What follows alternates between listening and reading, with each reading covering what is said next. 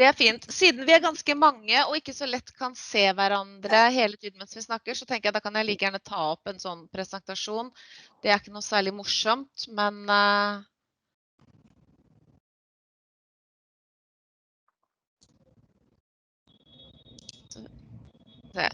sånn. Det ikke så veldig morsomt, men når vi ikke ser hverandre alle sammen, så kan vi gjøre det sånn. Rett og slett. For jeg fikk jo spørsmålet hva god fjernundervisning? Hadde chatten funket godt, så hadde jeg spurt dere om det samme. For det finnes selvfølgelig ikke ett svar på det spørsmålet. Fjernundervisning som all annen undervisning. Det umulig å si hva som helt bra. Men heldigvis så vet vi litt grann om hva som fungerer. Og når jeg sier vi, så det fordi at som rådgiver i Fleksibel utdanning i Norge, så mye av jobben min å snakke med de som underviser på nett. Selv det bare å innrømme, jeg ikke noen spesielt god nettlærer. Jeg har alltid likt mye bedre å undervise i klasserom.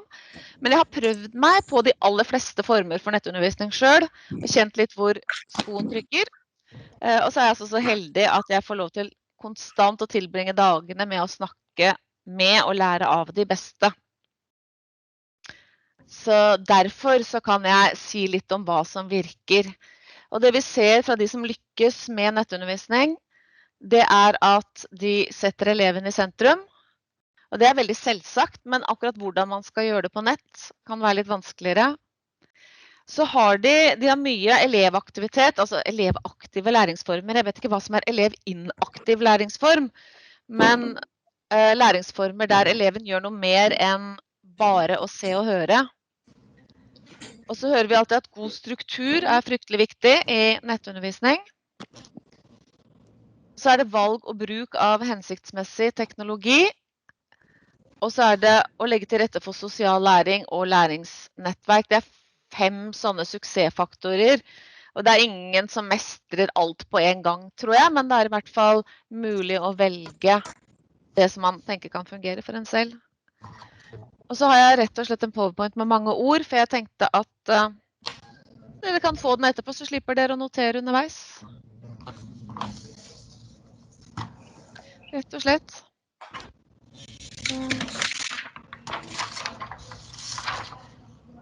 Når det gjelder fleksibel utdanning og fjernundervisning, altså dette med å undervise på nett, så jo veldig, veldig ofte den som skal lære en voksen. Og grunnen til at man underviser på nett, det jo veldig ofte at vedkommende har familie og jobb og ting som gjør at det vanskelig å komme seg på skolen eller på universitetet. Og de viktigste unntakene der videregående skole og grunnskolen. Det samisk, det forsert matematikk, det litt fremmedspråk. Og det jo undervisning som vanligvis ligner mer på klasseromsbasert ved at det sanntidsundervisning.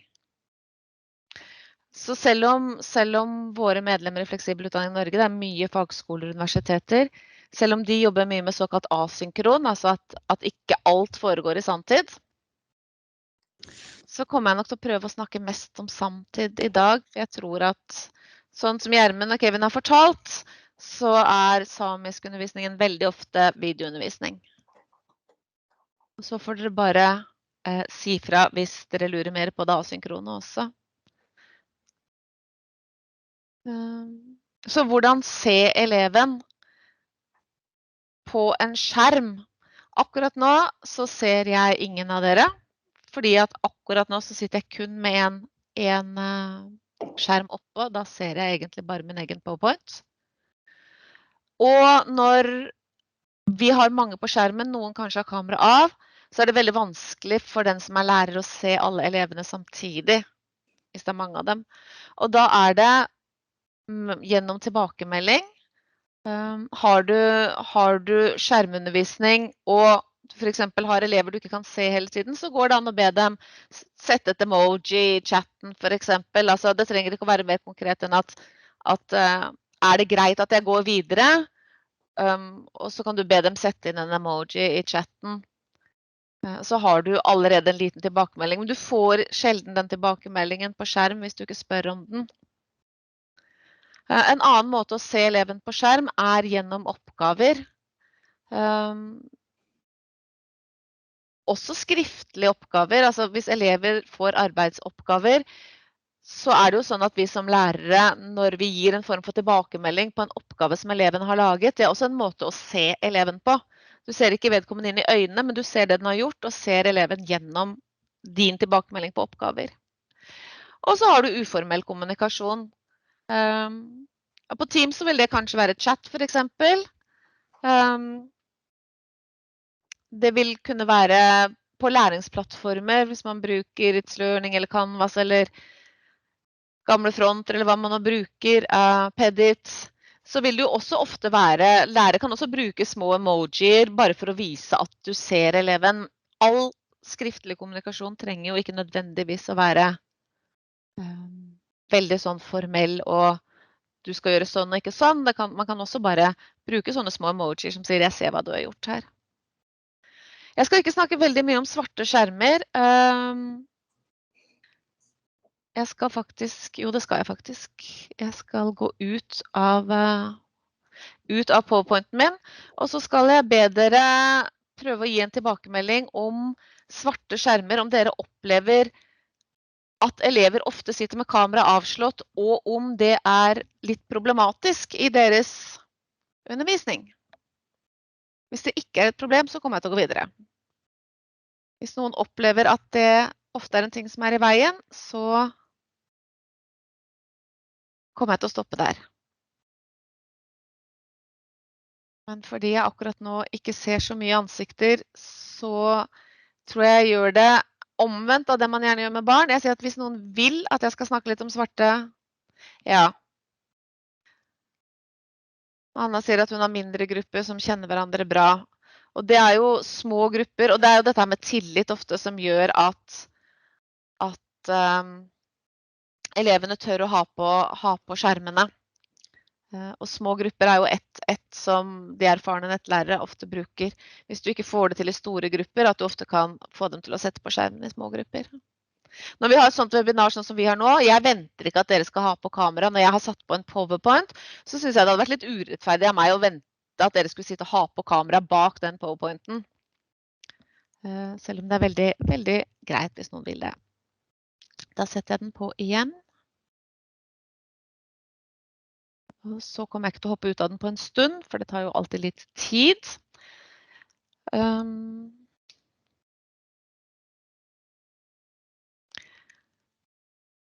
Elevaktive læringsformer. Hva det? Jeg tenker og vet fra de som lykkes med det. Det kan godt være lærerstyrt. Det ikke sånn at elevaktiv læringsform et gruppearbeid hvor elevene ikke snakker, altså ikke har læreren i nærheten.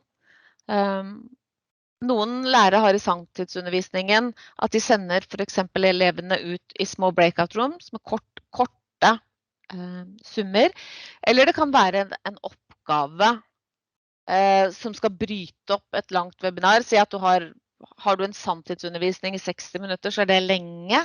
Kanskje det for eksempel barneskolelærere ber for eksempel elevene hente noen ting som har med det, altså si at det små barn som har om farger, ok, løp og hent noe svart. I matte så kan det være løp og hent noe som representerer tallet pi. Altså, det kan være noe så enkelt som å reise seg, hente noen ting og vise det fram på skjermen. Da vi på en måte i en forelesningssituasjon, men likevel en elevaktivitet. På litt eldre elever, fra slutten av barneskolen og oppover da. Jeg vil si så tidlig som slutten av barneskolen. Så mye brukt det vi kaller omvendt undervisning, og det vil være at du som lærer gir eleven det som du tradisjonelt ville forelest om, eller snakket om i timen. Det kan være en video om tema. Det kan være en video du har spilt inn selv. Det trenger ikke å være mer komplisert enn at du bruker mobilen din og spiller inn en kort video. Det kan være en lærebok, et kapittel de skal lese, podcast de skal høre. Men altså at elevene dine får bruke den tiden før videoleksjonen til å sette seg inn i det lærestoffet som skal brukes. Og så bruker dere tiden sammen på video til å jobbe med stoffet. I språkundervisning. Nå vet jeg veldig litt om samisk undervisning, men jeg så heldig at jeg får jobbe litt med lærere som underviser i fremmedspråk, eller norsk som andre språk for ikke-norske. Og der vil ofte oppgavene gå på å diskutere tema i små grupper. Det kan være at de ser en video hvor 2 mennesker snakker sammen om å ta buss i Norge, og så vil læreren kunne snakke om det i videoundervisningen, og sende eleven ut for eksempel 2 og 2 i små grupperom, hvor de kan rollespille den samme videoen på det språket de skal lære seg. I matte og fysikk så brukes det veldig mye at elevene ser videoer om fremgangsmåter, og så bruker de samtidsvideoundervisningen til å gjøre oppgaver, slik at de kan spørre læreren og få tilbakemelding hele tiden. Så det tanken med omvendt undervisning, at pensum eller forelesning, det kan man ta hvor som helst, men at den tiden vi har sammen i samtid, bruker man på å snakke sammen. Og det kan være oppgaver med veiledning og tilbakemelding. Alt fra tradisjonelt gruppearbeid som elevene gjør. De kan fjerngjøre gruppearbeid, altså bruke e-post. Nå har de så mange muligheter til å bruke chattekanaler og andre videokanaler, hvor sanntidsundervisningen da brukes for eksempel til en presentasjon av gruppearbeid og tilbakemelding. Og i videoundervisning så kan læreren også gå rundt i klasserommet, som den ofte gjør i et vanlig klasserom, sånn som vi selv husker det fra barneskolen, hvor vi ofte satt med oppgaver på pulten vår, og læreren gikk rundt og hjalp til. Og det går også an, selvfølgelig, på en sanntidsvideoundervisning, hvor elevene sitter og jobber med oppgaver. Hvis de jobber muntlig grupperom, så kan læreren gå inn og ut av disse breakout-rommene. Hvis de sitter og jobber med oppgaver selvstendig, så kan man for eksempel bruke samskrivingsdokumenter, Padlet, Google Doc, dokumenter som læreren har tilgang til, og så kan du faktisk veilede i sanntid skriftlige oppgaver også. Og alt dette brukes særlig da av språklærere og mattelærere, som blant de fremste på sanntidsvideoundervisning. Jeg skal si en ting om struktur også, for vi vet at når det gjelder nettundervisning, så struktur den enkeltfaktoren som vi får veldig mye tilbakemelding på, at viktig for at studenter og elever skal oppleve undervisningen som god.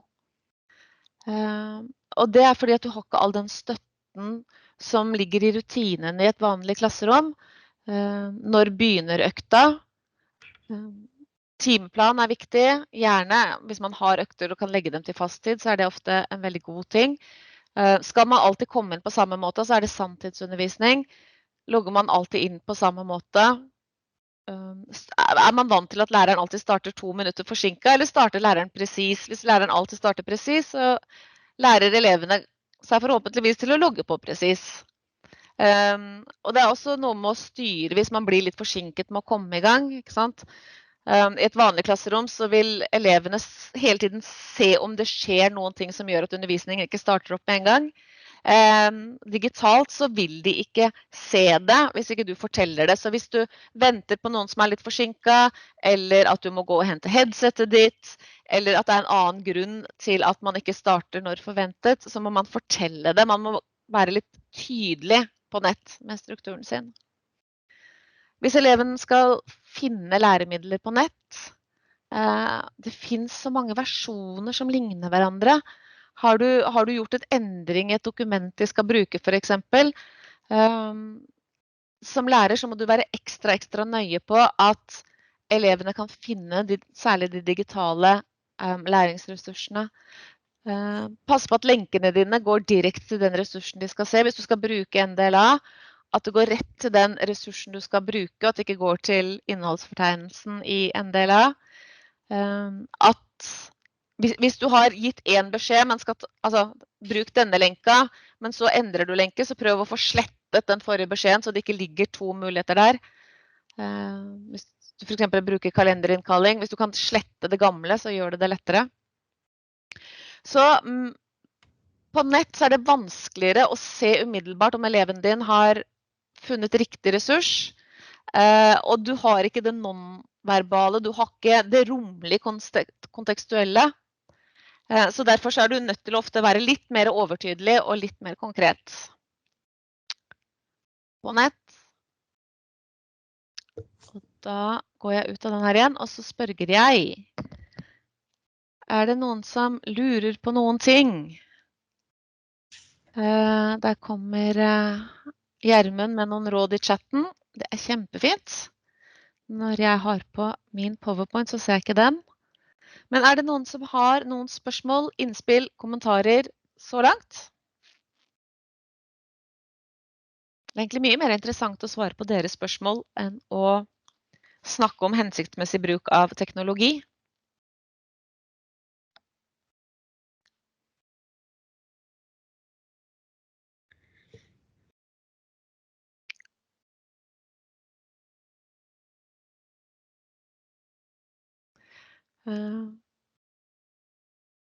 Men det spørsmålet ditt, Gjermund, det veldig interessant. For det har jo gått en del diskusjon, eller kommentaren din på svarte skjermer, det har jo gått en del sånne diskusjoner, kan vi kreve at elevene har på skjerm? Vi kan ikke det, vanligvis, men det også litt, en del lærere har snakket med studenter om hvorfor du redd for å ha på skjermen. Ok, jeg redd for at de skal se hvordan det ser ut hjemme. Både på Teams og Zoom så har du muligheten til å sette på en bakgrunn, og skjule det. Redd for at de skal se hvordan jeg ser ut. Altså det går an å sette på seg på en caps på Zoom, kan du til og med sette på deg filter med hundeører og snute.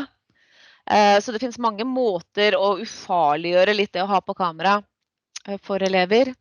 Og som Anna sa, små grupper også en mulighet.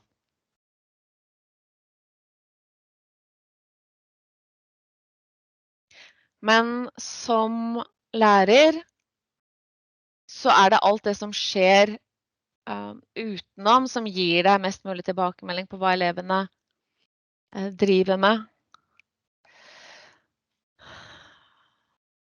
Det kan være, når det gjelder fjernundervisning og elever med lærevansker, så det ikke utenkelig at noen av dem vil være veldig usynlig i samtidsvideoundervisning.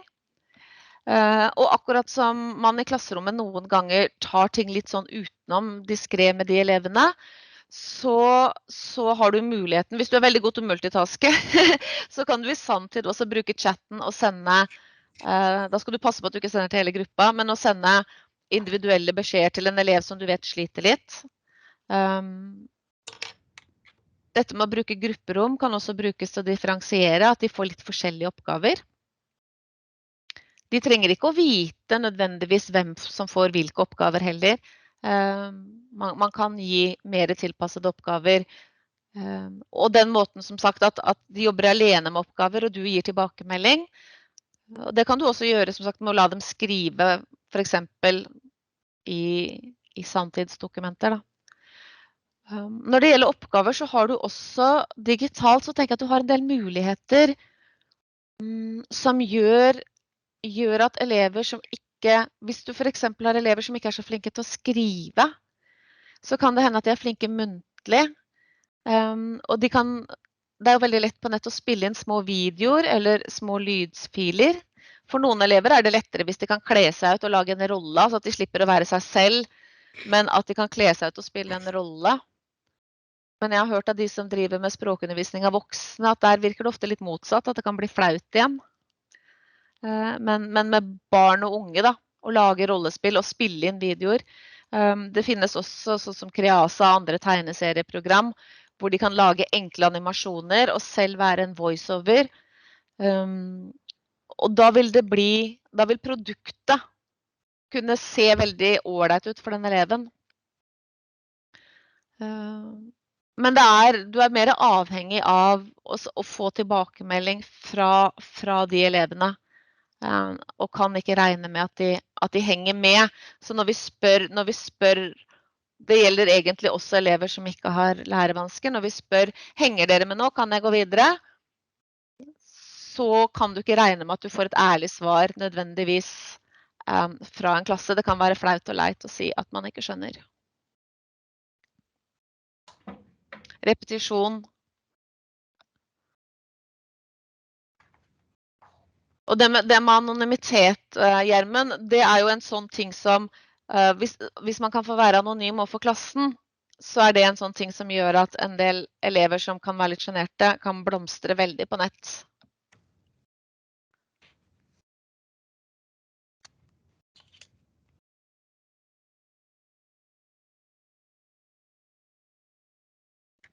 Det ikke sikkert at dere har veldig mye valg av teknologi, som vi snakket om akkurat da vi drev og startet her.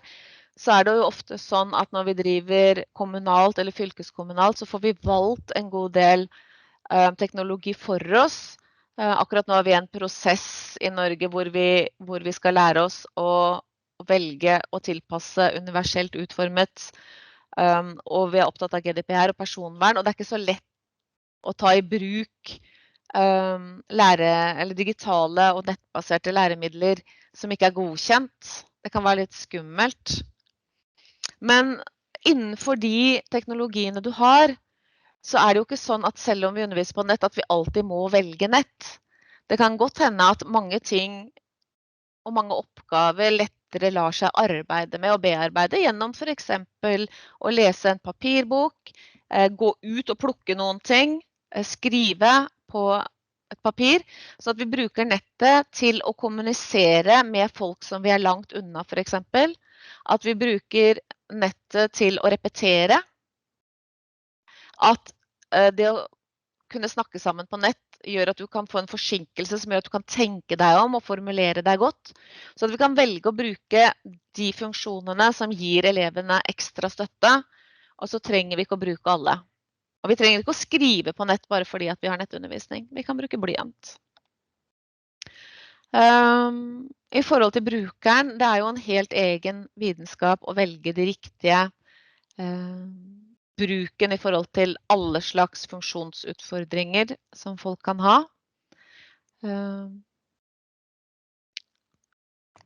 Når det gjelder regler, så tenker jeg at nybegynnerrådet rett og slett å bruke de du får utdelt, men alle kommuner skal ha et sånt personvernombud også. Så når det gjelder om du kan bruke nye verktøy til din undervisning, så skal det altså finnes et personvernombud i din kommune som du kan spørre om du innenfor GDPR-regelverket. Og så minner jeg på at studentene dine, de kan altså sitte på Mac og PC. Nå har vi slitt veldig med å få opp en presentasjon på en Mac her, bare fordi at vi alle sammen var PC-folk. Mange jo på mobilskjermer, og hvis noen av dere sitter på mobilskjerm nå, så har jeg antagelig mistet dere allerede, fordi at jeg har brukt ganske mye tekst, og det kommer ikke veldig godt fram på en sånn liten skjerm. Det derfor jeg sa at dere kan gjerne få PowerPointen etterpå, for dette går ikke på en mobilskjerm. Så det verdt å huske på at studentene kanskje sitter i litt forskjellige situasjoner og interagerer med oss på skjermen. Om jeg nå flytter meg, og dere ikke ser ansiktet mitt veldig godt, hvis dere hører meg, så det ikke noe problem for dere nå at lys og skygge ødelegger ansiktet mitt.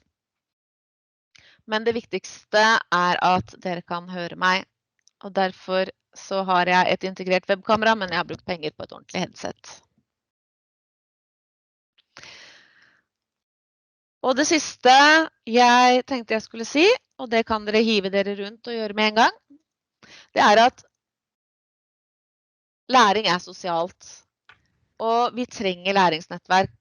Og for mange nettlærere så de alene på det stedet de Det kan være videregående lærere som går rundt, altså for eksempel på en videregående skole den eneste som underviser på nett på skolen sin, eller den eneste samisklæreren i et kollegium hvor andre ikke underviser i samisk. Og da du avhengig av å bli kjent med andre. Enten man nå bruker, alle som her jo tydeligvis interessert, så man kan holde kontakt med de man møter på et webinar som dette her. Bruke Teams-grupper, bruke Twitter og LinkedIn og Facebook for alt det er verdt, og lære sammen i grupper. Og det samme gjelder elevene også. Hjelpe dem. Har du ansvar for 2 elever, så kan det å hjelpe dem å få kontakt med elever i andre regioner være en god ting. Da kan de lære sammen med andre som har de samme forutsetningene. Ofte så lærer de mer av å snakke med andre enn å bli undervist av en voksen, hvis de får lov å finne ut av ting sammen. Rett og slett, ja. Det er ikke noe tvil om at nettundervisning er en kjempefordel for noen, fungerer greit for andre, og rett og slett ikke fungerer for noen. Det er ikke løsningen på alt. For noen elever vil aldri nett bli en fullgod erstatning. De vil trenge alt det som et rom og en kontekstuell og nonverbal kontakt og kommunikasjon kan gi undervisningssituasjonen. Så det er jeg enig i. Men for mange så er det en god løsning, og vi har lært under pandemien, for noen så er det faktisk enda bedre enn å møtes ansikt til ansikt.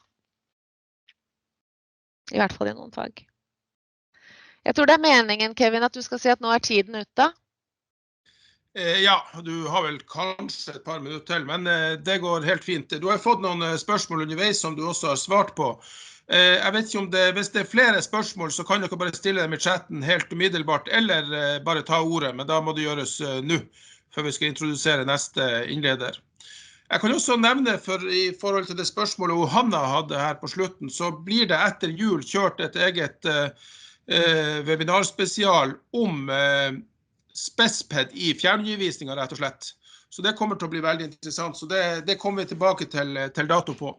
Hvis det ikke var andre spørsmål, så sier jeg tusen takk til deg, Kari, og vi håper etter hvert å kunne høre deg flere ganger. Det var veldig interessant, det var veldig mange forskjellige aspekter du hadde her som var relevant for alle oss som jobber med fjernundervisning i ulike roller, ikke minst for dem som er lærere, som vi tross alt har det her webinaret for.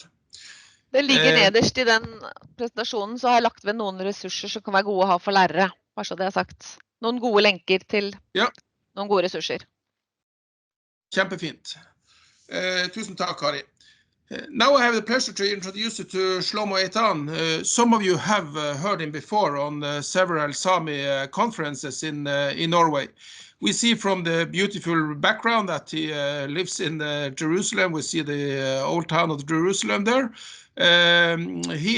Shlomo was educated at the prestigious Yeshua University in New York and has also taught at Hebrew University in Jerusalem and is now running his own language school. And what I heard from several people over there in the Middle East is that you are looked upon as the best Hebrew teacher in the world. And not to put any extra pressure on you now, but the floor is yours. Okay, so you start by making me laugh, Kevin. Do you hear me fine, everyone? I hope. Yes, we hear you. Good. So, first, I'm a language teacher, so I have to apologize to you all. Why? Because it makes me laugh. I really should be speaking your language. I should first and foremost be speaking Sami. Shame on me. Shame on me. I should be speaking Sami, and I'm a little embarrassed that I'm not, because you deserve it. And 2, you should all be able to understand my Sami. And 3, if I can't do it in Sami, I should at least be able to do it in Norwegian, and I can't do that either. So I'm going to do it in English, as you can obviously see.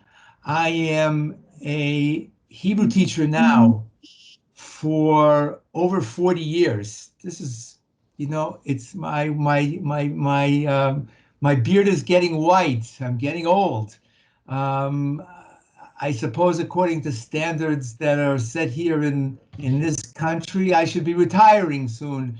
But in the meantime, I'm enjoying doing this both in live classrooms In fact, after I finish this this class with you guys, I will be heading off to do a couple hours, actually several hours of teaching in what turns out to be my afternoon schedule, and then tomorrow morning at a ridiculously early hour of the morning, I will be meeting a student in the United States of America. I'm located, as you can see from my picture, here in Jerusalem. And so I do both live classes with people in language learning, and I do online. And I think that I've been doing online ever since I discovered the possibility, which is something probably in the vicinity of 20 years now, meaning that I've been doing it for a long time. That does not mean that I'm doing it the best. Kevin did not make any more pressure on me than I would normally might feel, but I like to succeed, and I like to see my students as succeeding along with me. And I have grown to the point where I have learned that there's no such thing as my success without my students succeeding. And I'm going to use a word, I don't know if you know this word, you should look it up if you don't know this word. I have mellowed. I am more relaxed and calm and on some level interested in the results that my students can produce more so than ever before. So that's going to mean on a practical level that I'm prepared to take a certain level of risk with you students, and I'm going to explain to you what the risk is. The risk is that Kevin has asked me to speak, as is frequently one of the subjects that I'm speaking about, how to motivate students to learn a second language through distance learning. Now, distance learning can be really scary, frightening for the teacher, because I'm sitting in Jerusalem and somebody is in Oslo and somewhere is in points north of Oslo and maybe even in different countries in the north, and you're all involved with Sami teaching on some level. And goodness, the teacher is thinking I'm teaching somebody online. I'm not even sharing the same room. Certainly we call it in Israel, the corona or the COVID-19 virus really brought forward the necessity of online teaching, but it did not make experts of everyone who's doing it. I mean, really and truly, there is and I think that was something about the talk that you were hearing from the woman who spoke before me, that it's not only do you have to be professional at all of the technical aspects, you have to really be very, very good at the material that you're teaching. So in addition to that, what we're talking about is inspiring your students. In other words, whether you're teaching one-on-one or whether you're teaching a class, you want, whether it's one-on-one or a class, forgive my horrible pictures. I write English, obviously, clearly. I'm a horrible artist, but I believe that my arrows indicate to you that what is really significant in your presentation is YOU in English, which means you, the teacher. For sure, you want your student to succeed, and for sure you want your student to be inspired, but that we're going to see if I'm successful in conveying to you my method, well, you're going to see in a few seconds what I'm talking about. I'm not talking about just being good at technique. I'm not talking about what makes everyone succeed.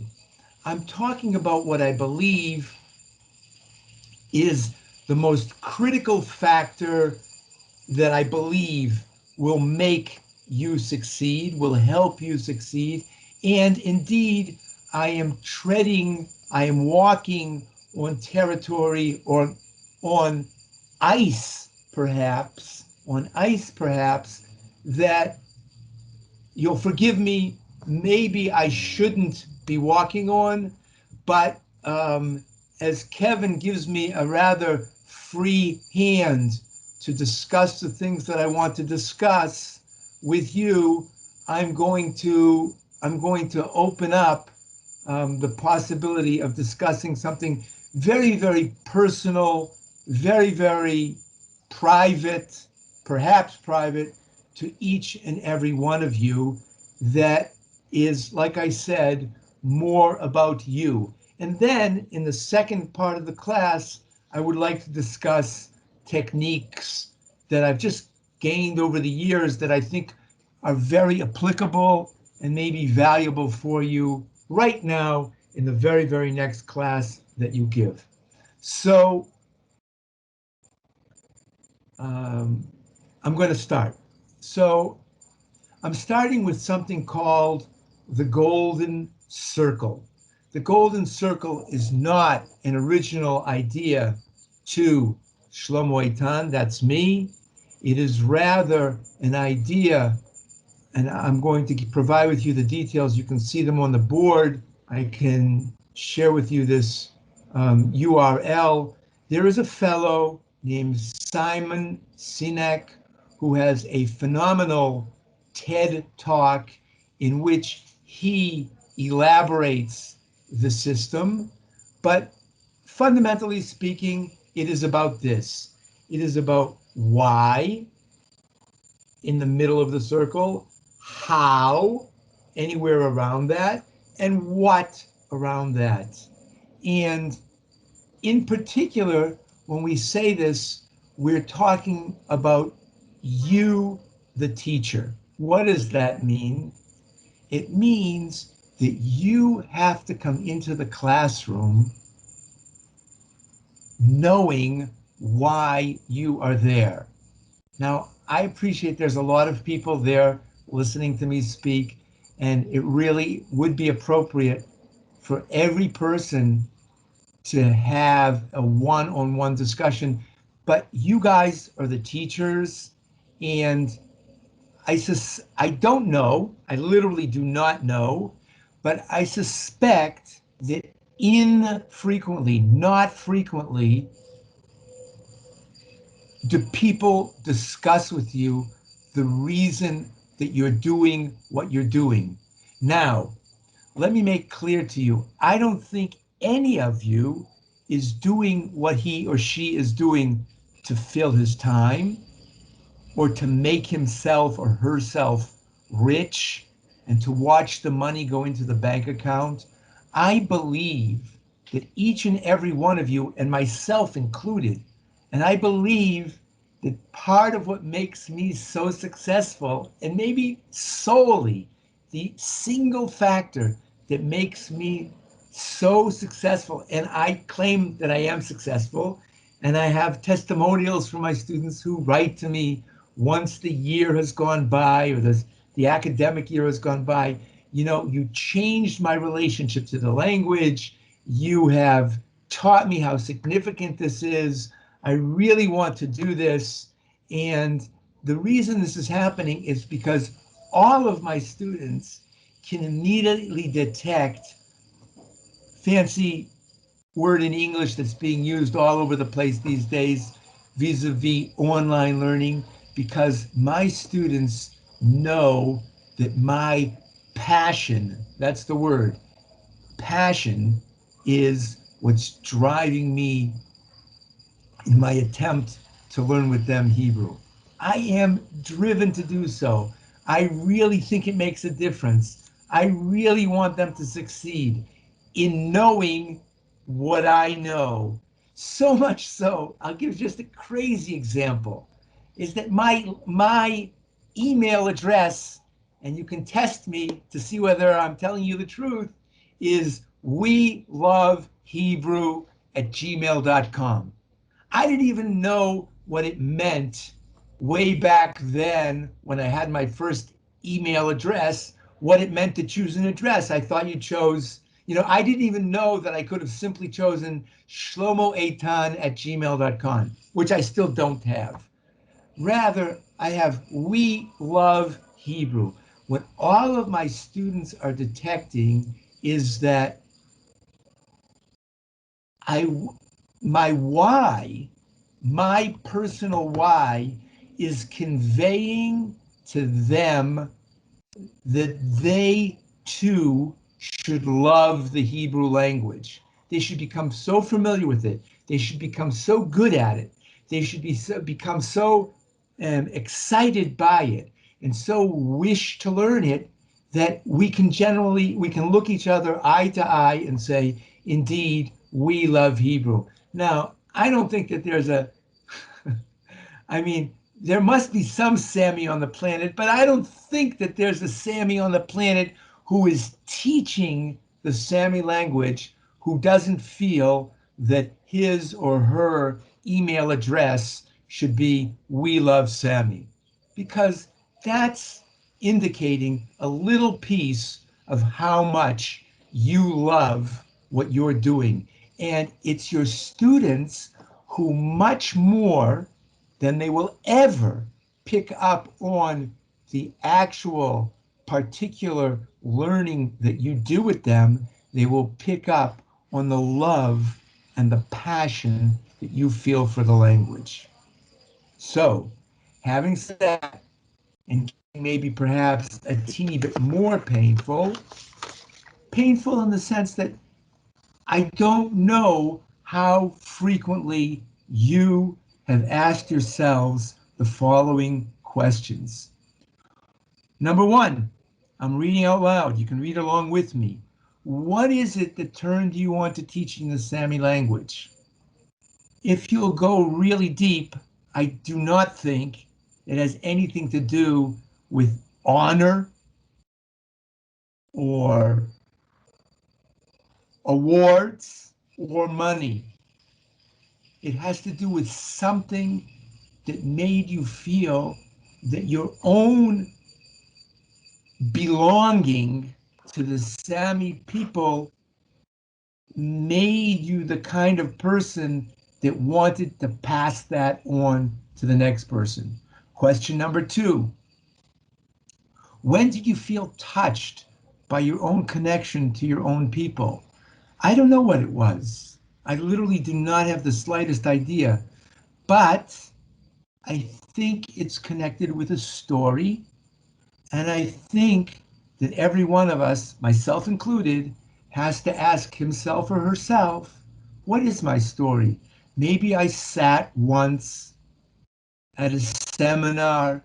Maybe I sat once with my parents or my grandparents when I was a child, and I understood how much Sami and being a part of the Sami people, we're all Norwegians, let's say, but being a part of the Sami people really affected us and made us and touched us. And more than that, touched our soul. And then number three, and these are just leading questions. They're not written in the Bible or something like that. They're not prophetically given. They're just tools to help you focus on yourself.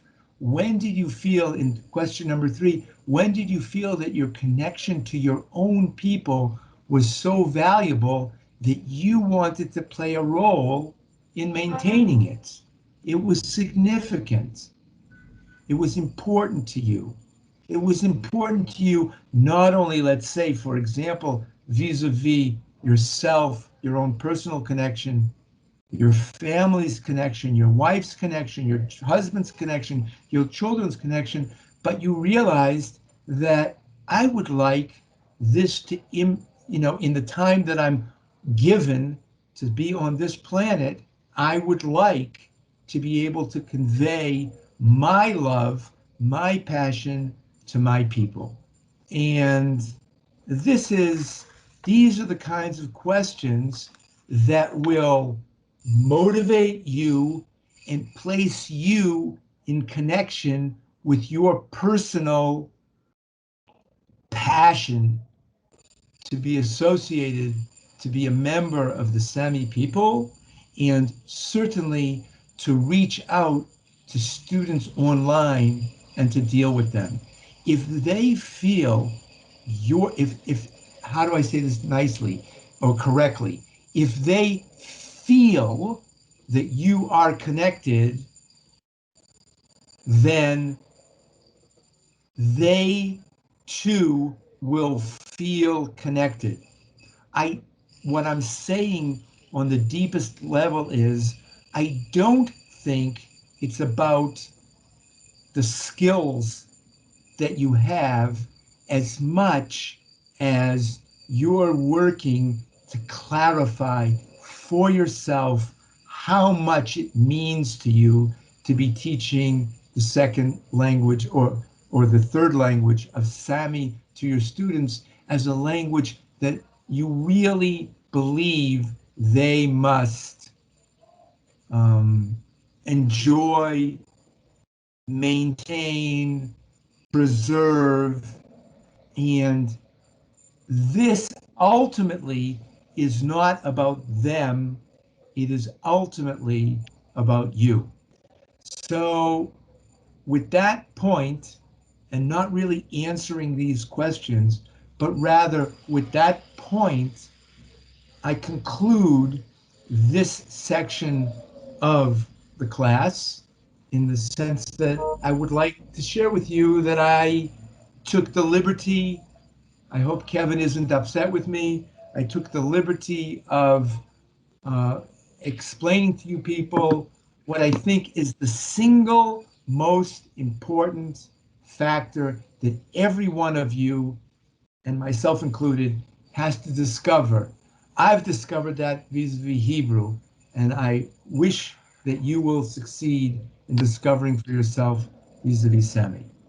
Okay, the next part of the class that I would like to work on is sharing with you what have become some of the real practical skills that I feel that through time and through real exposure with people, both online and in front-to-front classes, I've discovered. So here it is, folks. Number one, don't use grammar words. Now, nowadays, I even question whether that's what I really want to say to you. I mean, theoretically, you can use grammar words if your students are comfortable with your grammar words. I say don't use grammar words because Americans, and you can obviously hear that although I am in Israel and I've been here the overwhelming majority of my life, I'm a former American. I teach in English to people, and I have a lot of American culture associated with me. And one of the things that I have found consistently, time and time again, is that Americans hate grammar. It's not taught effectively in schools. It is a subject that is meant to be avoided. So at this point in my life, vis-a-vis Sami, present indicative, past indicative, second dual, I mean, I would be careful. Even though it's conceivable to me that your teachers may have shared with you, this is what you can do. You can teach a verb, say, to run in Sami using this kind of a approach. I'm cautioning you and warning you. Second,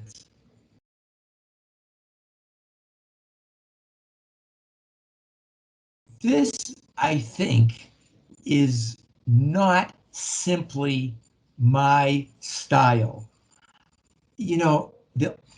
The older I get, we started, as it were, classifying, I don't know the right word, indicating who our students were. So I'm sure you have all heard the terminology millennials. And I'm also sure that you've all heard a term that I heard recently called Gen Z. You can look these terms up on the internet if you like. Millennials, Gen Z. Another term you could look up is Zoomers. That's what they like to call themselves. That's what my younger students like to call themselves. And younger students, I perceive, are more like the students that you're more likely to be teaching. So I want to suggest that what is on the board in front of you is not something that has always been necessarily obvious to me, but on the contrary, it's more obvious to me with my online students and my physical students than it has ever been before. And I'm working very hard to convey this to them. Point number one, students always want new material. They come into class, as it were, oh, what are we learning new today? Because that's the way they are. That's because they're looking on a screen that's always new. So they're thinking, I must see something new. And on the right-hand side of the board, I have written down what I believe is what students need. Now, this may sound boring to you, but I literally do this in class after class after class after class, literally. And students tend to love it. So that should make you think a little bit.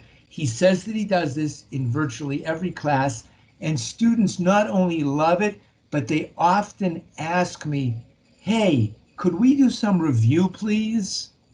When I'm in the mode of breaking into new material, page after page or something like that. I have found in my life and in my exposure to students that students would rather know what they know. And let me just repeat that a second time. Students would rather know what they know more than they would like to learn something new. I know it might sound counterintuitive to you, and if it does, it's because I think you're identifying more with your students than you are with the necessity of good teaching. Good teaching at the end of the day is going to mean not that you know Sami, but that your students know Sami. How are they going to do that? They are going to do this, as I suggest on the page in front of us, by practice and endless, literally endless review, both orally, that's number one. I can give you an example that won't mean anything to you. I could give them patterns of verbs I'm just using these terminologies because of you people. I could actually say Hebrew words, but it wouldn't mean anything to you. I could give them patterns of verbs, tell me the present tense, the past tense, the future tense, tell me the infinitive. I can do that without ever being bored, personally. That's how deeply I love the language. And I also do this English to Hebrew and Hebrew to English. And I do the English to Hebrew, which might be for you folks Norwegian to Sami, that level of translation, which I feel is difficult, hard, and then Sami to Norwegian, which I feel would be easier. So very, very challenging. I strongly urge you, if you're not doing a lot, start doing a lot of practice and review. that will give your students a sense of accomplishment. And it's always, this is an example of what do I call it in class? I say to them, we're going to do less that's really more. I sort of sound like, Confucius, the great wise man speaking. Let's do less in order to do more, when in fact, we're really doing more instead of less, obviously. Okay, because they know the material. Next, second thing, as I mentioned to you, we're teaching, at least the young people that we're teaching millennials and the Gen Z, the Zoomers, the younger people, and this is my personal opinion. Please take it for what it's worth.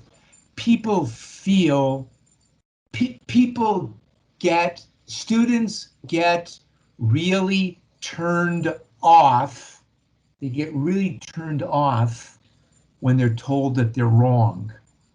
In my generation, when I was a child, I still can echo in my ear teachers saying to me, that's wrong. And we were a different generation. So if the teacher said we're wrong, we're wrong. We have to correct it. But nowadays, I think that you're much safer if you use a fun or humorous way to indicate correct answers or mistakes. By the way, Adam and Eve, the Bible story that we're all familiar with, opens with humanity making a mistake. So it's really natural to make mistakes. So they will make mistakes. What do? When people make mistakes, I say gong. I literally say the word gong. And aside from that, I also have an app on my cell phone that allows me to actually play a gong. If you go to the Play Store or whatever it's called on your particular type of phone, you would discover an app that allows you to make this gong sound. And I use the gong sound to indicate to my students. How do you know that students like this? When they do it to each other. When you see that they enjoy being with each other and saying gong to them. The flip side of that is I say that's Hebrew. When they get it right, I give them the equivalent of a pat on the back. I say, you're right. That's perfect Hebrew. That's Hebrew. And they enjoy that. And I think that enjoyment is an important part of the class. Next is some solutions for some common online and classroom issues, just two. Number one is, and I can imagine this happens to you because it happens to me all the time, what do you do when the students didn't do homework? So I can tell you how I have changed. When I was a much, much younger man, I used to get upset and angry. And you'll say to me, well, those are two characteristics that aren't very good for a teacher to have. You're darn right. Nowadays, I appreciate getting angry, being upset will do nothing for anybody except turn off the student. So what do I say? Let's do it right now. Let's just sit here and do it together. You have the time, ladies and gentlemen, Mr. or Mrs., whatever it is. Let's just do it right now. And this way we get the work done. It's true that in terms of our curriculum load, it may decrease, but maybe it's time that we modify to a certain extent our curriculums and make them more realistic to what we can actually accomplish. And finally, if a student doesn't know the correct answer and the books are open and you can look at them, so I say to them, instead of giving them the answer, I say to them, okay, it's okay. Just give me the answer. I don't care where you take it from. You can feel free to take it from your notes. That's very helpful for them. because they don't feel that they've been put on the spot. And I know as a teacher, it's dealing with my students with very soft, gentle gloves, but that's how I feel people want to be treated in this generation. The next sheet, which I leave for the very end in speaking with you because I'm finishing in another minute's time, is just some tips that I could probably speak 5 minutes about each of these points. Instead, I'd just like to look at them quickly with you. Please always have a lesson plan. I always have a lesson plan, including for this particular class, as you can see, which is fuller than I can complete. There are more things on it than I can possibly do. That gives me confidence. I'm never going to be, wondering what I'm doing. 2, learn to be silent and let the students sweat. Students might be soft and gentle and easily insulted or feeling hurt, but if you let them do work, they will work for you. Number 3, I've sort of mentioned it, mistakes are totally accepted. They're the best tool for learning. If you don't have it clear, then let me repeat it for you and I will make it clear. Finally, number 4, when I'm in a group class, I have more than one student in the class, I always tell students, don't help, because you're really, it's a harsh word, stealing from your friend the opportunity to learn. And finally, always give a very reasonable homework assignment and check it, because students do have to be encouraged to dedicate some of their time to actually working on the subject outside of class. And last but not least, thank you. It was a pleasure learning with you. I would love to Thank take you very questions. much, Shlomo. It's always very inspiring to listen to you. We have time for one question. If somebody wants to unmute their microphone and just ask, or you can ask in English, or you can speak through Kevin, however is best for you, I would be happy to give it a try. Okay, great.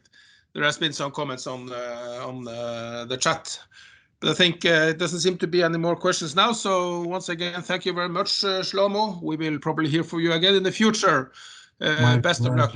Now I have the pleasure to, now we go from Jerusalem to North Carolina, and Katie Gardner, you work at Knollwood Elementary there, and you are very experienced with teaching, language teaching, but also distance teaching for the young students. You are a distinguished teacher. You have actually a lot of titles. When I Google you, you work on very many different international projects, also with colleagues in Scandinavia. Maybe you can mention that a little bit in your speech, but the floor is yours. So yeah, we look forward to listen to you. Thank you. Yeah. Thank you, Kevin, so much for having me. And I'm really excited to be here today to share about learning a new language online and kind of what to be aware of for our youngest students. And once again, my name is Katie Gardner, and I teach at Knollwood Elementary School in Salisbury, North Carolina. And before we begin, just a little bit of background about me and my school. So I'm an early elementary English as a second language teacher. This year, I currently teach 58 kindergarten and first grade ELL students. So these are 5, 6, and 7-year-olds. The past few years, I've taught and supported my students in learning English in a face-to-face, hybrid, and virtual learning environment. Currently, here in North Carolina at my school, we are back face-to-face learning 5 days a week. But before we begin, I'd like to share that my school is a one-to-one school, so all of my students have an iPad that they can use both in and outside of the classroom. And this was really key for when we transitioned several years ago to remote and hybrid learning and supporting my students in learning the English language in a virtual setting. We are a Title I school, so this means we are a rural school. We are high poverty. My students are, and we are about 60% non-native English speakers at my school. So My students mostly come from the Central America area, and Spanish is their native language.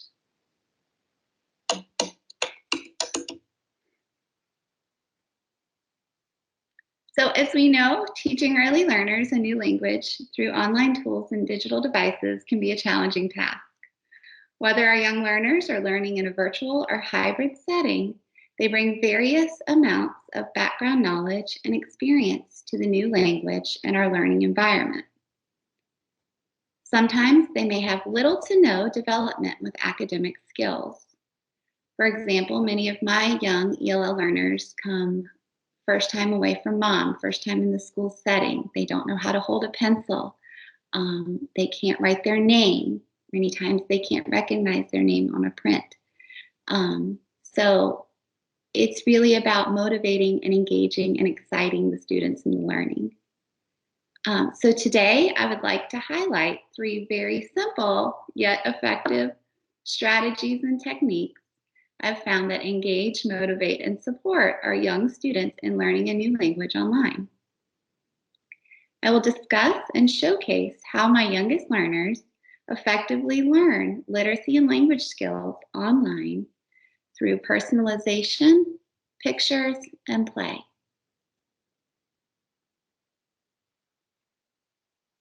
So as Kevin mentioned before, I work closely with some friends in Denmark who are the creators of this amazing program called Bright Reader.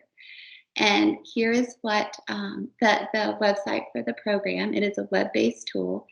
And I have found that today I'm going to show or demonstrate how I've used this program with the teaching and the learning. So I've purposely chosen to showcase this program because it really embodies the techniques of personalization, pictures, and play. And I can clearly showcase my students' learning as I present in this kind of virtual setting to you guys over the computer, instead of being there and actually kind of hands-on showing you how it works. So just a little bit about the program before we get started. Bright Reader is a multimedia web-based literacy program, and it enables students to create, share, and publish books to improve their literacy and language skills. Students are engaged and self-motivated to write, take risks in their writing, and revise their work. They see themselves as authors and are eager to share, publish, and celebrate their digital or hard copies of their books. This program really knows no boundaries when it comes to digital devices, which is what I love. Students can access and learn the language with this web-based program on any kind of device: laptops, iPads, tablets, desktops, or smartphones. And I just wanted to share with you guys that the Norwegian version of this program is available with the integration of your national LMS system. So it's live and ready to use if you would like to use it. So I guess if you logged on to that website, this is what you would see. So it will redirect you to the Norwegian version, which is great. So just very quickly, educators, as you create your free account and you set up your class of students, I would recommend taking a peek at the Resource Center. Here you will find tons of videos, getting started tutorials, blog posts, and ideas for learning tasks, as well as ready-made lessons and templates, book templates, which are really great for us busy teachers where time is of an essence. Within the program, I'm able to create a book template for my students to complete online to demonstrate their understanding of the new language and show what they know. By creating my own book template, I'm able to target the specific content area of the new language that I would like for my students to practice. We can easily create books about math, science, or social studies topics. Students can learn and practice the new language with creative storytelling as well. They have the freedom to write stories or incorporate their own photos to add a personalized and more meaningful touch to their book.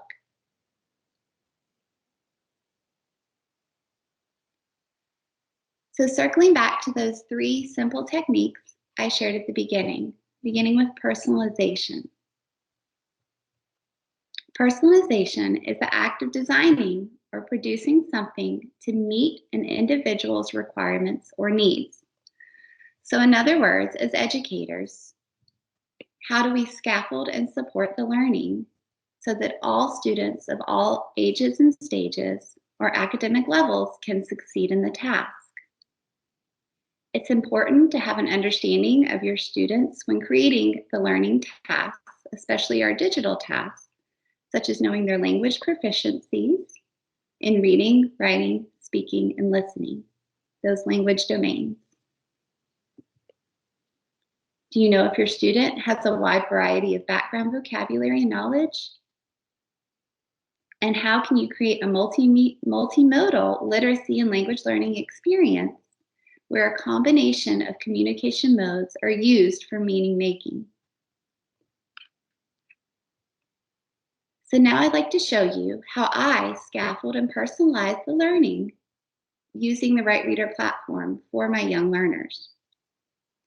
Within the program, there are different page layouts you can choose from when creating your digital book.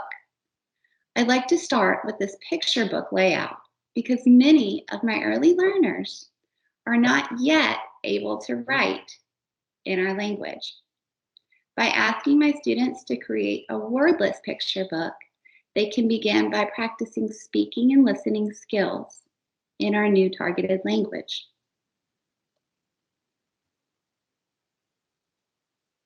After I've introduced a new content vocabulary word and students have listened to me say the word and have seen a visual representation or a piece of reality that represents the word, then I upload a picture of the word to the book template to share with students. Students are instructed to tap the microphone seen on the page and record themselves saying the vocabulary word on each page. In this example, I created a book template filled with fall vocabulary. Here in North Carolina, we've just entered our fall season, so for us, it's getting a little bit cooler. For you guys, it might feel like a nice, hot, sunny day. And our leaves are starting to change, so we are starting to incorporate and learn some of our new fall vocabulary words. Here, students were simply asked to create an audio recording on each page saying the new vocabulary word.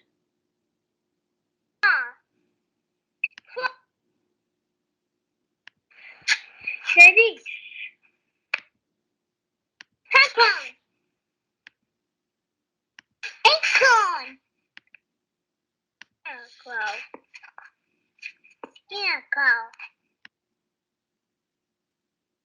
So, building upon those speaking and listening skills, for my young students who are ready to write words, I can ask them to use this same book template and create word labels for each book page. Students touch the speech bubble in the top of the screen of the vocabulary picture, and they're able to type the word label.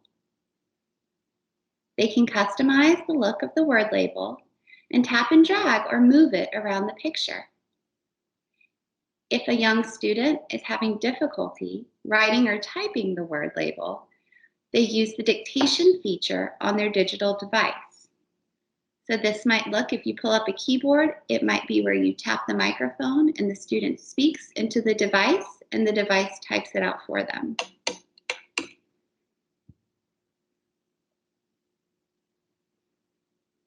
This is really also a great way to practice speaking and listening skills, as students have to clearly and slowly speak into the device for it to correctly type out the word.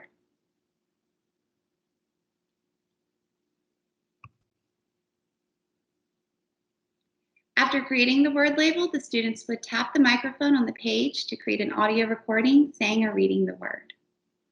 Now for my more advanced readers and writers, I choose the page layout containing student and educator text boxes. Here I use the educator text box at the bottom of the page to add a personalized support, such as a word bank, sentence starters, or a writing prompt question for them to answer. My young learners can use the scaffolds placed in the educator text box when producing their own writing about a photo. This should eliminate the dreaded, I don't know what to write, or I don't know how to spell, as many of us educators have heard that many a times before. And another amazing supportive tool that Right Reader provides our early learners is called the speech synthesis button. So here, students are able to push the speech synthesis button on the right side of the educator text box to listen to the word bank or words or sentence stem read aloud to them. So guys, this is a game changer for our young learners in a virtual learning setting that may not or who may not have somebody at home to help them. Many times my young learners are learning or completing their online assignments at home by themselves. So they are taught how to tap the speech synthesis button and have the words read aloud to them.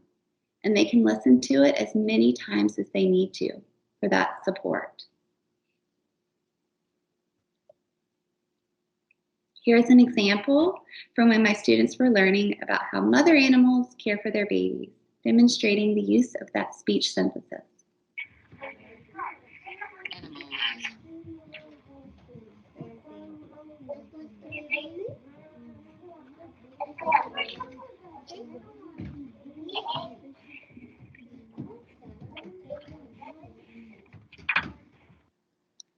So hopefully there you were able to hear her touch the speech synthesis button, hear those words read aloud to her, and then she's able to type her complete sentence about the picture.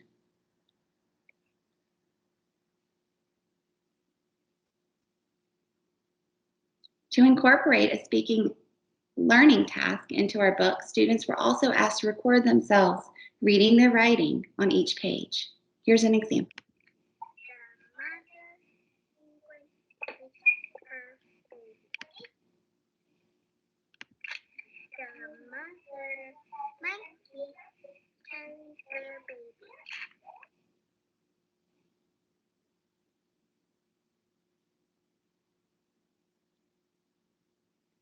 And easily incorporate math skills into the language learning. Here is an example where students are asked to create a math book using pictures and a sentence starter as a support.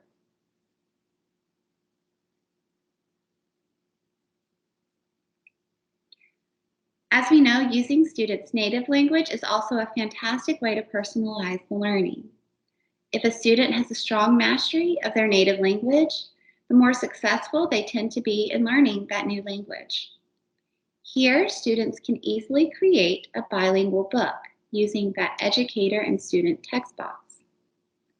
They write a sentence in their native language and then try to produce the same sentence in the new language above in the student text box.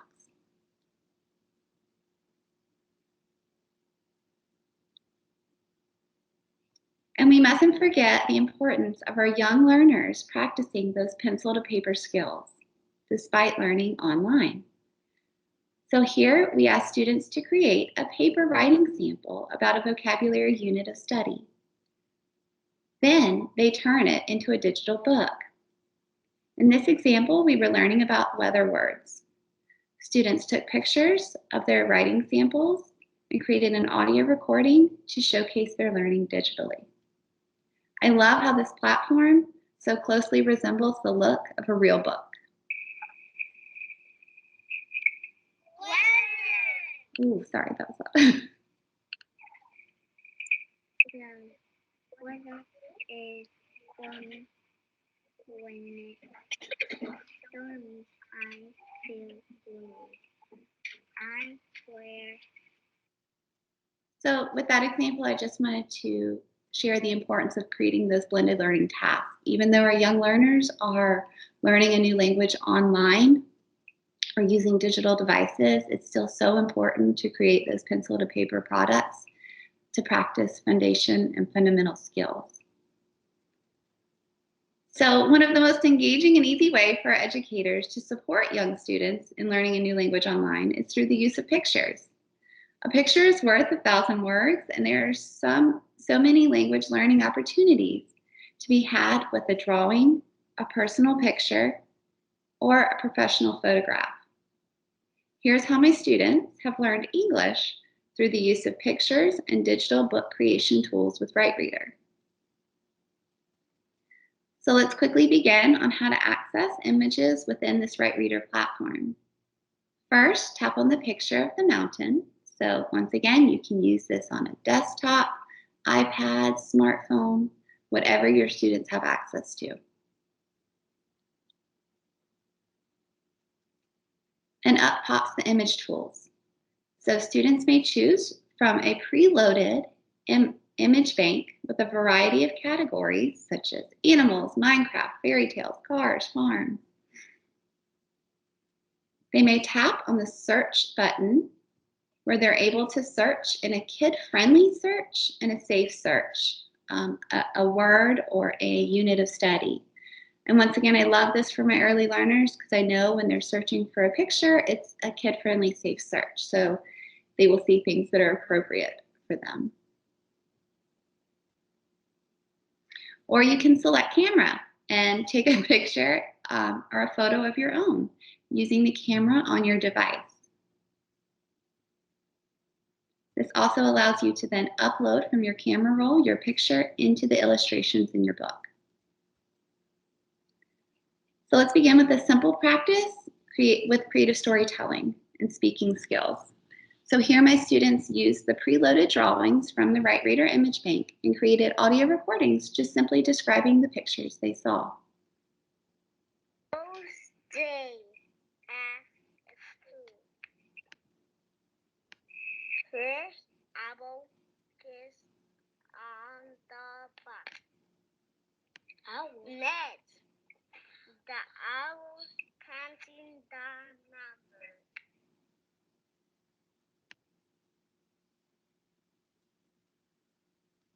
So in this example, for more advanced students, I used pictures from the preloaded image bank as a digital writing prompt. Students look at a picture on each page in the book template and read the writing prompt question in the educator's text box. Remember, if students are not yet able to read the question, they can select that speech synthesis button and hear it read aloud to them. Then they type the answer to the question in the student's text box to show what they know.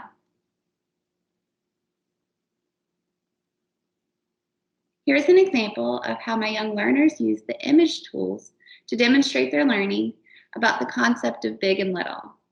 One student chose to find things around our room that represented the words. She then took a picture with the camera roll on her device and uploaded it to the book page. She added word labels to each item and created an audio recording describing the picture. If the students are learning in a virtual setting, prompt them to find items around their house or in their community to take a photo of with their device. Then they can upload the pictures to their book. The dog is red and the puppy is little. The girl is little and the horse is bigger. The dog is big and the girl is little. So in this example, this student wasn't quite ready to write the word labels. So she chose to search pictures in the preloaded image bank that represented big and little. And then she created audio recordings on each page to show what she knows. In this example, for my more advanced learners, I simply took pictures from our nonfiction read aloud story with the camera on my device and uploaded them from my camera roll to our book template. Since these pictures were from the nonfiction text that we had read together in class several times, they were familiar with the photo and understood what kind of informative writing to produce. Sometimes my students enjoy creating digital drawings and pictures to represent our read aloud stories. Here we had read our classic story of the Three Little Pigs, and students were instructed to create a digital book retelling the sequence of events from the story. They decided to use their digital pictures and drawings as the illustrations for their book. The creation of this book was also a great way for me to assess their reading comprehension.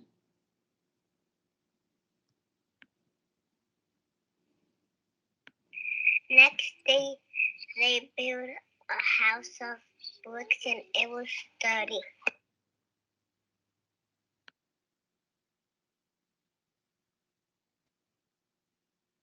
And finally, I love using pictures for students to create really personalized books to showcase their lives outside of school. By asking students to take photos with the camera on their device of family or items within the home, they're able to showcase their culture, and they're engaged and motivated in the learning task because they're excited. This is also an easy way to incorporate the new language vocabulary and the use of all of our language domains. In this example, my young learner chose to make a book about his pet. My pet. Her name is Nana. Nana is cute. Nana is tired. And last but not least, play. I think play is so important for our young learners. Play develops problem-solving skills and new vocabulary, social skills, and literacy skills. There's more to play than meets the eye. It is simultaneously simple and complex. Play, through its very essence, is joyful, reduces anxiety in children. And as we know, our young children today are growing up in such digital environments that allow them to explore their own culture as well as others.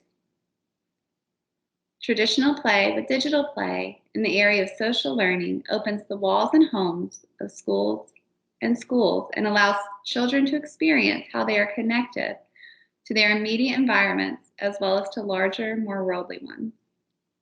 Here, we will briefly talk about how young students can play while learning a new language at home with the support of digital tools. Let's take advantage of the toys and manipulatives found within the home. In this example, students play with Legos to support language and literacy learning.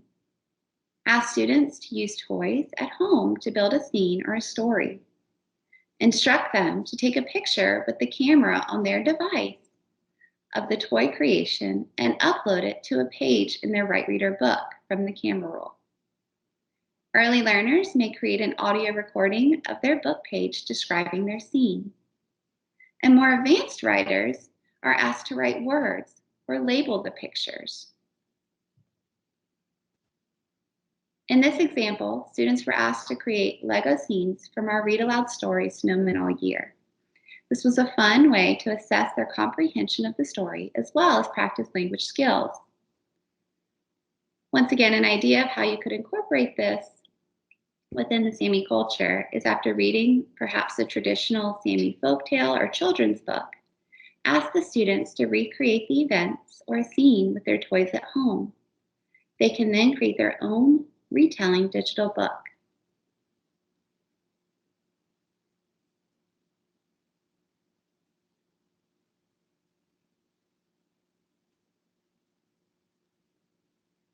Field trips or excursions around the community are a fun and hands-on way for our young learners to learn a new language online. Encourage students to take photos of their experience to document the learning on their digital device.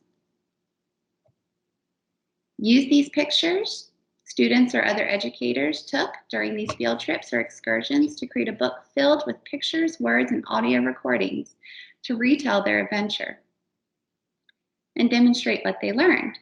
What a great way to keep our parents also informed about the learning taking place both in and outside of the classroom. That's a letter about pumpkin. I have pumpkin seeds.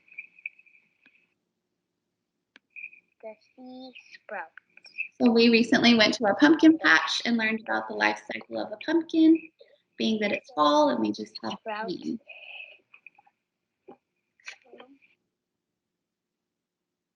And this is one of my favorite ways to incorporate language learning. So create an interactive listening template for young learners to get up and move while searching for new language vocabulary words. We know movement is a great way to support our young learners. In this example, students listen to my audio recordings of directions of what to find around my classroom to practice school tools vocabulary. They find it, take a picture, and upload it to their book page and label it with the school tools vocabulary word. So once again, this could be done to create a listening scavenger hunt for students learning around their home. Go find a picture of a bed, find a chair. I see a table. Students have to locate the object, take a picture, upload it, record themselves saying the word, or label it, depending on their academic levels.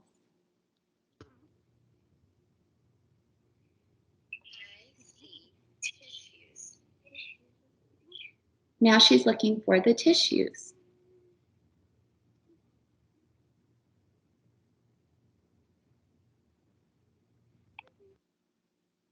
So she wanders around the room, finds my tissue box, and takes a picture.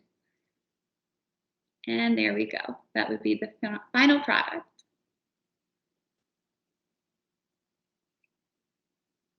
Last but not least, my most favorite feature of the Right Reader program that enables so many fun and playful learning experiences for our young learners is the link sharing tab. So by toggling this tab on, the possibilities are endless for community and global sharing experiences for educators and students.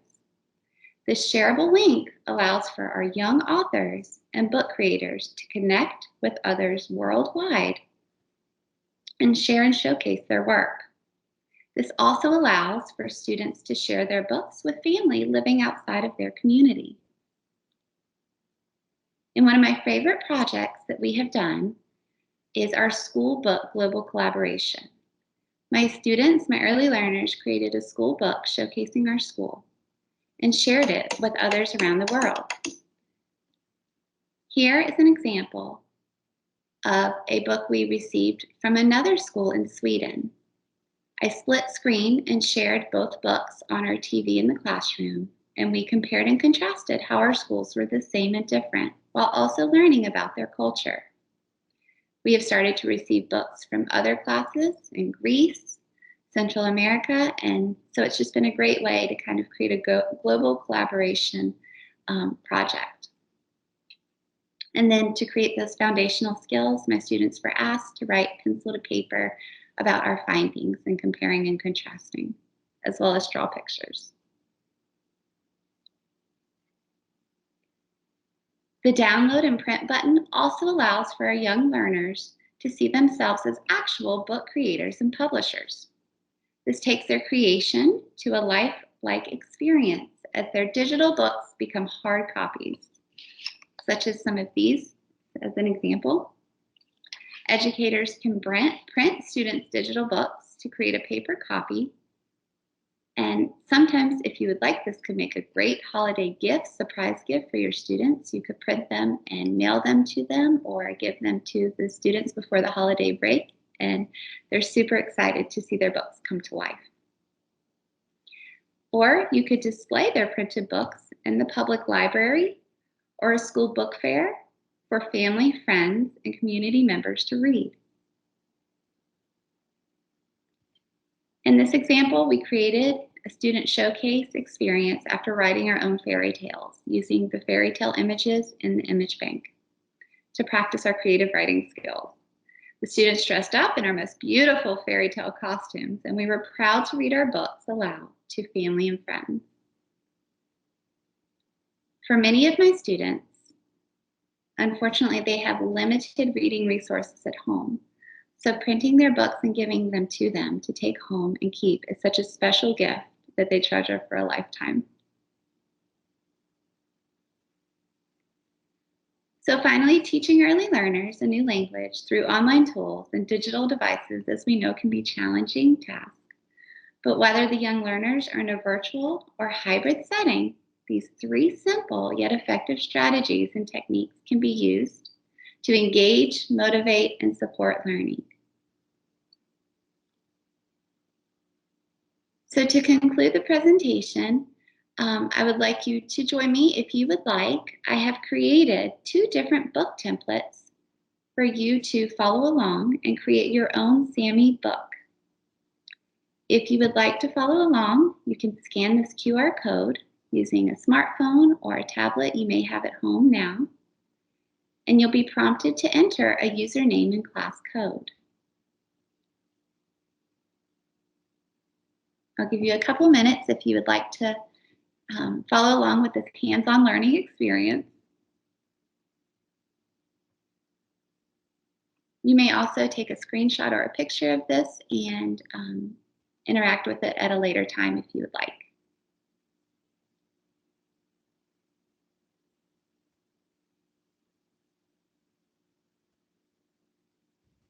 Once again, it seems like it's asking for a class code here to get on.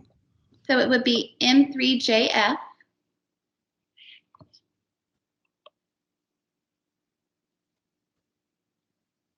Can you repeat that? M, the number 3. There you go, see it, yep. Okay.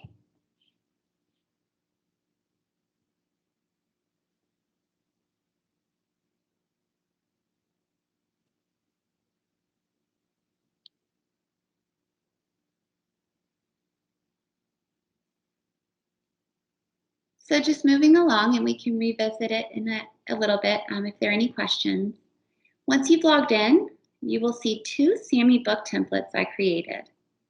The book with the Sami flag on the cover showcases the picture book layout, and the book with the traditional Sami family on the cover showcases the student educator text box layout.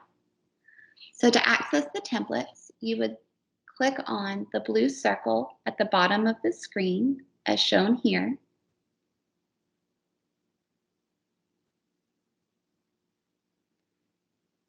Then you will see the 2 templates I've created. One has, hopefully, if I did my research correct, the Sami flag on it, and the other one has a picture of a traditional Sami family. And I'm just going to kind of share and showcase the book template and how you can interact and use it to experience different language learning tasks you could create with your early learners.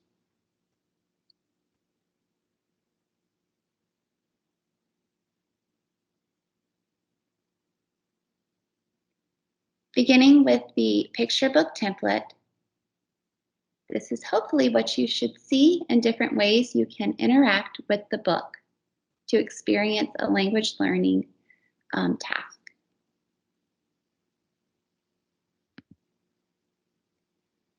So here I've already uploaded into the book template different pictures I found in my research online of Sami cultural tools, pictures, maybe different vocabulary words you might be teaching your young learners online. I've uploaded sentence starters where students could create an audio recording and use that sentence starter to talk about the picture, such as they are happy, they are in wherever their location is. Just very simple speaking and listening tasks where you could create that more personalized experience by uploading a sentence starter to each picture.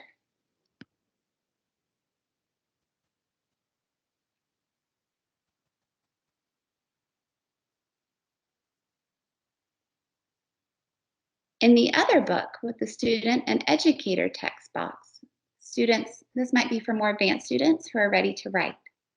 So in this book, I have showcased some different tools and features you could use to support your early learners. This is what hopefully you would see and students would see when they open the book template. They have the option of choosing a color to personalize their book cover.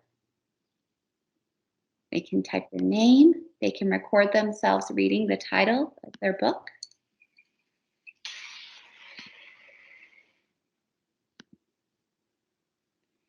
Here I've placed that same picture as we saw before.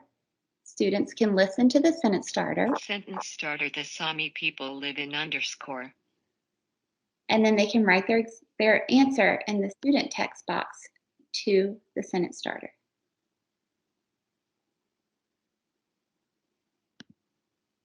So here students are asked to go find I don't know how to pronounce this correctly, gati, in their house.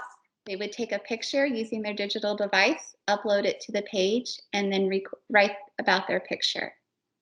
Here's another example of how to use a question prompt.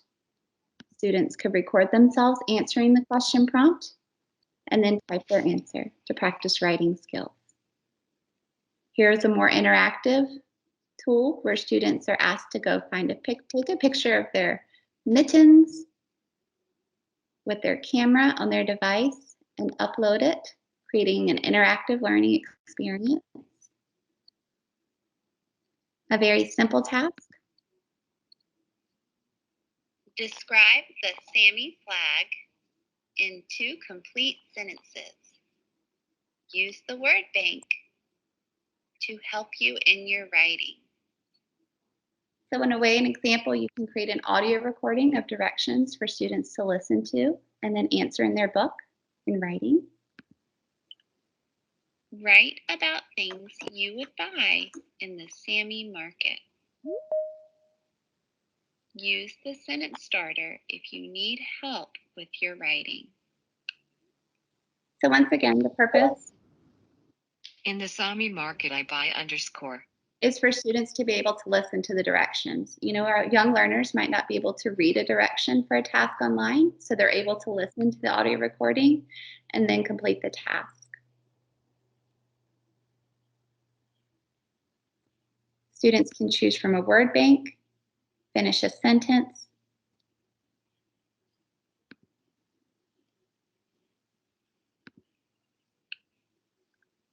Let's make a bilingual page in our book. Below is a sentence in English.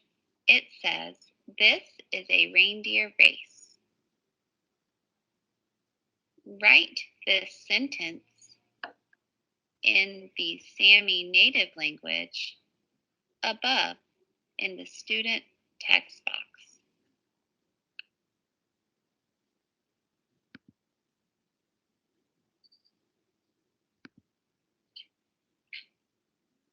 Use the words in the word bank below to write about the picture.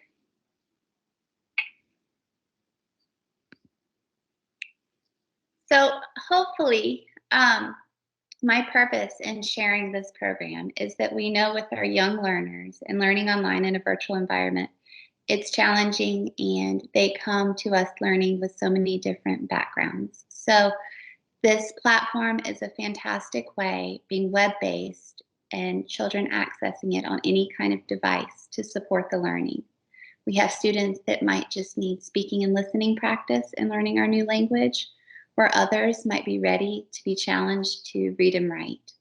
I love that this program provides students the access to all these multimodal features where they can listen, they can interact with things around their house to personalize the learning.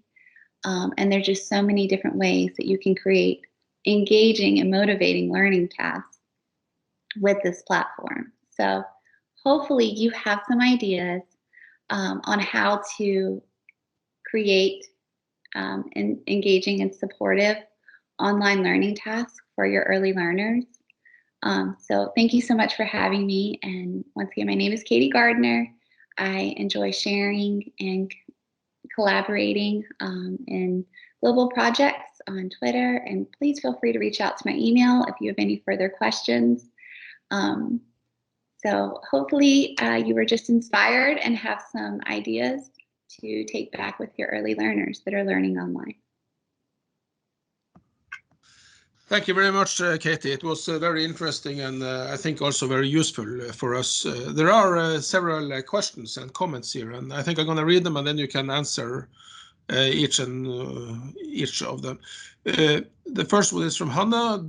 Do your pupils know English when they start in your class? In case you have pupils who do not speak English, do you use another language as support or only English? I am trying to see how this would work in L1 and L2 learner groups. And have you done this fully online with children, or is it done in class?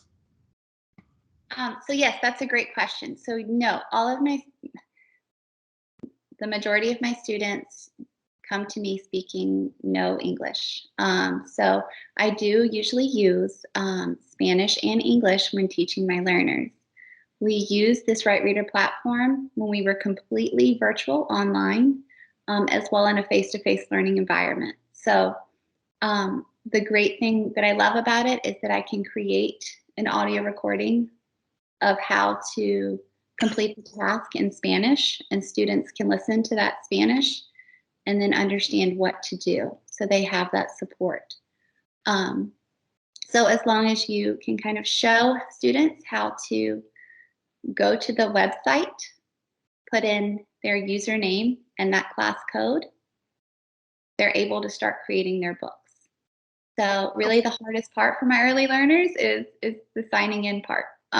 So just that username, which when you create your account as a teacher, you can just make the student's first name as that username, and then it will create a class code for you to share with your students. But the program is very, very simple and easy to use. And like I said, I use it with all of my 5-year-old students who do not speak English. So that's why I really love that picture book layout option, where students are really just talking about the picture using the language that they know. And it's fun and not very intimidating for them to try and practice that language. Also from Hanna, how many hours in a week do you have with your pupils? How much time does it take to prepare the tasks? And did the school project take shape in the school or online? Great question. So I teach my students, like I said, I have kindergarten and first grade students, and we have anywhere from 45-minute to 90-minute learning periods, learning classes, language learning classes. So depending on their levels, my level 1 and 2 students, which are my lower level students, I teach them for 90 minutes a day. And the great thing about this Right Reader platform is that once I've created a book template, I have it forever. So I don't have to recreate the wheel every year. I have that book template to support a different vocabulary unit already made. So we can either start creating our own books for creative storytelling, or I can ask students to pull up that book template from a previous vocabulary unit or the year before. So I don't really have to recreate everything each year. Okay, very good. Kari, the first speaker of today, has a comment. I love it because the students get to create something that looks ground up and professional. It highlights what they can do, not what they can't do. I love that. Yes, you're exactly right. And I love that each learning task is really differentiated for the learners. So once again, I have those students that don't speak English, don't read or write in English at all, but they're able to talk about a picture and create their own book. And I have my other students that are ready and challenged to write. So I can challenge them with that same learning task to create a writing sample. And as I shared, the fact that I can print out and give the books to the students, I have students from 5-6 years ago, I've been using this program for that long, that still have their books, and they're in middle school now, and they love them because they created them, they can read them, and it's just such a proud and ownership experience for the students. Yep. And Rauni has a question. Thank you, fruitful presentation. Do you have experiences with book creator? Wondering what are the differences between the Right Reader and book creator? Yes, that's a great question. We get that a lot. So the thing I enjoy about this program is that it's simplicity. It's just, there's not too many bells and whistles, as we would say here, for students to get distracted with. I love the template feature where I can create a book template and share it with the students. Students don't take 2 hours selecting a pretty font or different colors. There's one font, there's one size font, there's 7 colors to choose from, and then let's move on to the learning task. So just a couple of ways that I prefer this over other digital book creation tools. as well as the ability to share the link and download and print the books. Okay, last question is from Hannah again. Do you know if special signs and letters are available in this program? It seems very promising. Thank you so much for the inspirational presentation. That is a great question. I was shared with my Danish friends that I believe if you log into this website on the Norway side of things, that everything should be in your language and they should be able to create in Norwegian. So I believe so. I think hopefully Janice is on the call as well, and he yeah, I'm here. Can you hear me? Some more insight into that. Yeah. Okay. Yeah. The question to that will be that whatever kind of keyboard you have, you can write whatever letters or signs that are on that keyboard. So there are no boundaries for that.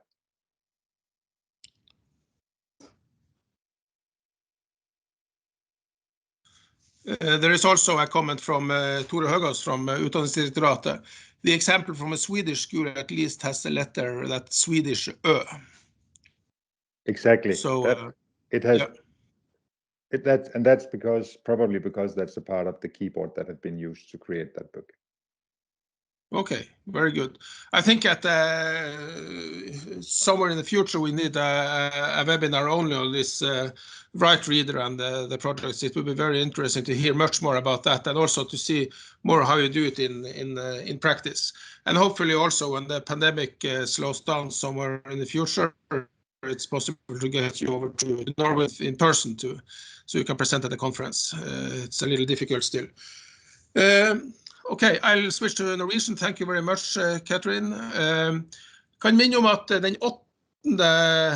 desember har vi et webinar om vurdering i fjernundervisning og vurdering generelt sett. Det blir ikke bare om fjernundervisning der, så der anbefaler vi alle samisklærere om å delta på det webinaret. Og som jeg nevnte innledningsvis i dag, så vil det bli et eget webinarspesial over nyttår, der vi vil se mer på spesped i fjernundervisningen og i samisk opplæring. Så det blir noe å se frem til. Da sier jeg takk for nå, og så vil dere få en e-post med hele opptaket på etter hvert. Takk til alle for at dere deltok.